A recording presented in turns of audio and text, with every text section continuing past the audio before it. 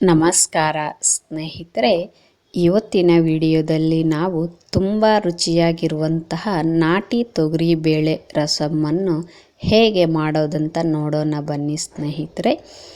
ನಾವು ಗಣೇಶ ಹಬ್ಬಕ್ಕೆ ಒಬ್ಬಟ್ಟು ಮಾಡುವಾಗ ಬೇಳೆ ಕುದಿಸ್ಕೊತೀವಲ್ವ ಸ್ನೇಹಿತರೆ, ಆ ನೀರಿನಿಂದನೂ ಈ ರಸಮನ್ನು ಮಾಡ್ಬೋದು. ಇನ್ನು ಬೇಕಾಗುವ ಪದಾರ್ಥಗಳು 1/4 ಕಪ್ನಷ್ಟು ನಾಟಿ ತೊಗರಿಬೇಳೆ ತಗೋಬೇಕು ಸ್ನೇಹಿತರೆ. ನಂತರ ಜೀರಿಗೆ, ಮೆಂತ್ಯ, ಕರಿಮೆಣಸು ಕಾಳನ್ನು ತಗೋಬೇಕು. ಜೀರಿಗೆ ಸ್ವಲ್ಪ ಜಾಸ್ತಿ ಹಾಕೋಬೇಕು ಸ್ನೇಹಿತರೆ.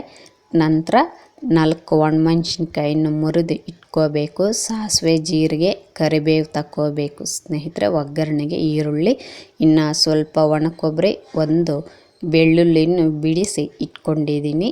ನಮ್ಮ ವಿಡಿಯೋಸ್ ನಿಮ್ಗೆ ಇಷ್ಟವಾದಲ್ಲಿ ಲೈಕ್ ಮಾಡಿ, ಕಾಮೆಂಟ್ ಮಾಡಿ, ಶೇರ್ ಮಾಡಿ ಸ್ನೇಹಿತರೆ. ಯಾರ್ಯಾರು ಹೊಸದಾಗಿ ನೋಡ್ತಾ ಇದ್ರು ಅವರೆಲ್ಲರೂ ಸಬ್ಸ್ಕ್ರೈಬ್ ಮಾಡಿಕೊಂಡು ನಮಗೆ ಸಪೋರ್ಟ್ ಕೊಡಿ ಸ್ನೇಹಿತರೆ. ಇನ್ನು ಹಣ್ಣಾಗಿರುವಂತಹ 2 ಟೊಮೊಟೊ ತಗೋಬೇಕು ಸ್ನೇಹಿತರೆ. ಅರ್ಧ ನಿಂಬೆ ಹಣ್ಣಿನ ಸೈಜಿನಷ್ಟು ಹುಣಸೆ ಹಣ್ಣನ್ನು ನೆನೆಸಿ ಇಟ್ಕೋಬೇಕು. ಈ ರೀತಿಯ ರಸಮನ್ನು ವಾರಕ್ಕೊಂದ್ಸಲಾದರೂ ತಿಂದರೆ ತುಂಬ ಒಳ್ಳೆಯದು ಸ್ನೇಹಿತರೆ. ನಂತರ ಸ್ವಲ್ಪ ಕೊತ್ತಂಬರಿ ಸೊಪ್ಪು, 1 ಸ್ಪೂನಷ್ಟು ಖಾರದ ಪುಡಿ, ಅರ್ಧ ಸ್ಪೂನಷ್ಟು ಸಾಂಬಾರು ಪುಡಿ, 1/4 ಸ್ಪೂನಷ್ಟು ಅರಿಶಿನ ಪುಡಿ ತಗೋಬೇಕು ಸ್ನೇಹಿತರೆ. ಒಂದು ಪಾತ್ರೆಗೆ ನೀರನ್ನು ಹಾಕ್ಕೊಂಡು ಕಾಯಿಸ್ಕೋಬೇಕು. ನೀರು ಬಿಸಿ ಆದ ನಂತರ ನಾವು ತಗೊಂಡಿರುವಂತಹ ತೊಗರಿಬೇಳೆಯನ್ನು ತೊಳೆದು ಅದಕ್ಕೆ ಸೇರಿಸ್ಕೊಂಡು ಕುದಿಯೋಕ್ಕೆ ಬಿಡಿ ಸ್ನೇಹಿತರೆ. ಮುಚ್ಚಳವನ್ನು ಮುಚ್ಚಿ ಇನ್ನೊಂದು ಕಡೆ ಬಾಣಲಿಗೆ ನಾವು ತಗೊಂಡಿರುವಂತಹ ಜೀರಿಗೆ, ಮೆಂತ್ಯ, ಕರಿಮೆಣಸು ಕಾಳನ್ನು ಬೇಯಿಸ್ಕೋಬೇಕು ಸ್ನೇಹಿತರೆ. ಸ್ವಲ್ಪ ಮೆಂತ್ಯ ಕೆಂಪಗೆ ಆಗೋ ತನಕ ನಾವು ಬೇಯಿಸ್ಕೋಬೇಕು. ಸ್ಟವನ್ನು ಸ್ಲೋ ಫ್ಲೇಮಲ್ಲಿ ಇಟ್ಕೊಂಡೆ ಬೇಯಿಸ್ಕೋಬೇಕು ಸ್ನೇಹಿತರೆ. ಸೀದೋದ್ರೆ ಚೆನ್ನಾಗಿರಲ್ಲ. ರಸಮ್ ಬೇಯಿಸ್ಕೊಂಡಿರೋದಾಗಿದೆ. ನಾವು ಬೇಯಿಸಿ ಇಟ್ಕೊಂಡಿರುವಂತಹ ಜೀರಿಗೆ, ಕರಿಮೆಣಸು ಕಾಳು, ಮೆಂತ್ಯ, ಒಣ ಕೊಬ್ಬರಿ, ಬೆಳ್ಳುಳ್ಳಿಯನ್ನು ಒರಳು ಕಲ್ಲಿಗೆ ಹಾಕ್ಕೊಂಡು ಈ ಥರ ಪುಡಿ ಮಾಡಿ ಎತ್ತಿಕ್ಕೋಬೇಕು ಸ್ನೇಹಿತರೆ. ಇವಾಗ ನಾವು ನೆನೆಸಿಟ್ಕೊಂಡಿರುವ ಹುಣಸೆ ಹಣ್ಣು, ಟೊಮೊಟೊವನ್ನು ಹಿಸ್ಕೋಬೇಕು ಚೆನ್ನಾಗಿ.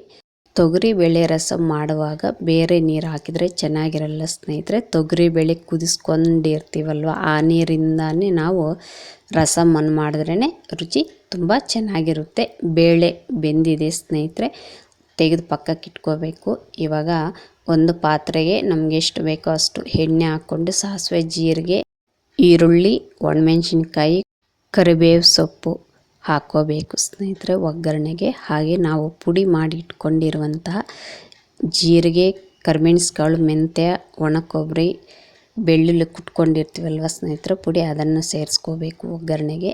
ನಂತರ ಖಾರದ ಪುಡಿ, ಸಾಂಬಾರು ಪುಡಿ, ಅರಿಶಿನ ಪುಡಿ ಸೇರಿಸ್ಕೋಬೇಕು ಸ್ನೇಹಿತರೆ. ನಂತರ ನಾವು ಹಿಸ್ಕಿ ಪಕ್ಕಕ್ಕೆ ಇಟ್ಕೊಂಡಿರುವಂತಹ ಹುಣಸೆ ಹಣ್ಣಿನ ನೀರು, ಟೊಮೊಟೊ ನೀರು, ಹಾಗೆ ಕುದಿಸ್ಕೊಂಡಿರುವಂತಹ ತೊಗರಿಬೇಳೆಯನ್ನು ಸೇರಿಸ್ಕೋಬೇಕು ಸ್ನೇಹಿತರೆ. ತೊಗರಿಬೇಳೆಯನ್ನು ನಾವು ಚೆನ್ನಾಗಿ ನುಣ್ಣಗೆ ಬಿಟ್ಟು ಅದಕ್ಕೆ ಸೇರಿಸ್ಕೋಬೇಕು. ಇನ್ನು ರುಚಿಗೆ ತಕ್ಕ ಉಪ್ಪನ್ನು ಸೇರಿಸ್ಕೊಂಡು ಕುದಿಯೋಕ್ಕೆ ಬಿಡಿ ಸ್ನೇಹಿತರೆ.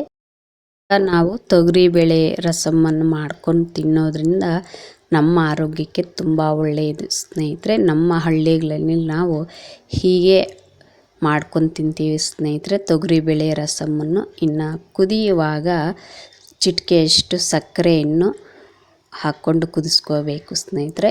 ಒಂದು 4ರಿಂದ 5 ನಿಮಿಷ ಕುದಿಸ್ಕೊಂಡ್ರೆ ಸಾಕು, ರಸಮ್ ತಯಾರಾಗುತ್ತೆ ಸ್ನೇಹಿತರೆ. ರಸಮ್ ತಯಾರಾಗಿದೆ ಸ್ನೇಹಿತರೆ. ಇನ್ನು ಕೊನೆಗೆ ನಾವು ತಗೊಂಡಿರುವಂಥ ಕೊತ್ತಂಬರಿ ಸೊಪ್ಪನ್ನು ಸೇರಿಸ್ಕೊಂಡ್ರೆ ನಾಟಿ ತೊಗರಿಬೇಳೆ ರಸಮ್ ರೆಡಿ ಆಯಿತು ಸ್ನೇಹಿತರೆ. ಬಿಸಿ ಬಿಸಿ ಅನ್ನದ ಜೊತೆಗೆ ಬಿಸಿ ಬಿಸಿಯಾದ ತೊಗರಿಬೇಳೆ ರಸಮನ್ನು ಹಾಕ್ಕೊಂಡು ತಿಂದರೆ ತುಂಬ ರುಚಿಯಾಗಿ ಇರುತ್ತೆ ಸ್ನೇಹಿತರೆ. ಆರೋಗ್ಯಕ್ಕೂ ಒಳ್ಳೆಯದು. ಈ ವಿಡಿಯೋ ನೋಡಿದ್ದಕ್ಕಾಗಿ ತುಂಬ ಧನ್ಯವಾದಗಳು.